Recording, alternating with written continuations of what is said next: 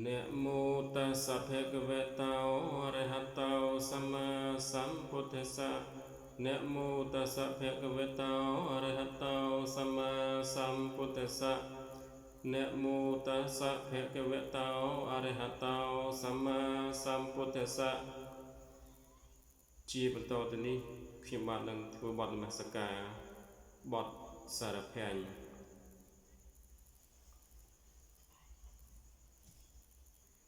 សូមថ្វាយបង្គំព្រះសម្ពុទ្ធប្រសើរបំផុតក្នុងលោកកាជាគ្រូនៃមនុស្សនិងទេ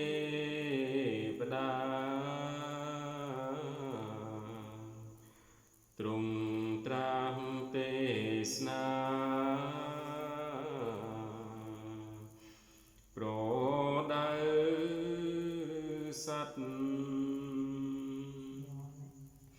ចង់អល់ឲ្យដើរលើកនដាលមីគីត្រកាអាចកំចាត់ទុកភ័យចងរៃឲ្យខ្ចាយបាត់អាចកាត់សង្សាររែទុកបានសាសនាព្រះអង្គនៅសពថ្ងៃសត្វមាននិស័យពីបុរាណប្រឹងរៀនប្រឹងស្ដាប់ចេះចាំបានកាន់តាមលំអានបានក្តីសុខឥតមានសុខណាស្មើក្តីស្ងប់បាញ់ចប់ត្រឹមសុខ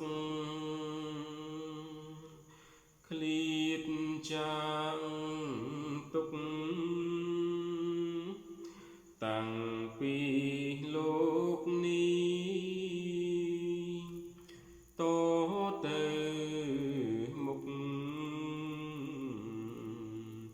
ក្តីសុខនឹងមានព្រោះធម៌ស្ងប់ខ្ញុំសូមបង្គំ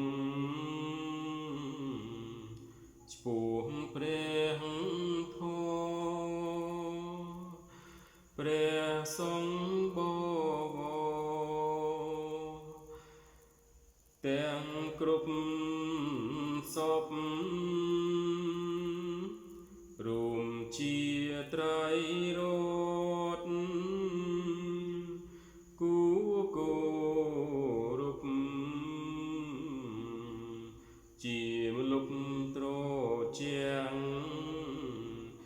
នៃលោកកាព្រះរូបព្រះធាតុ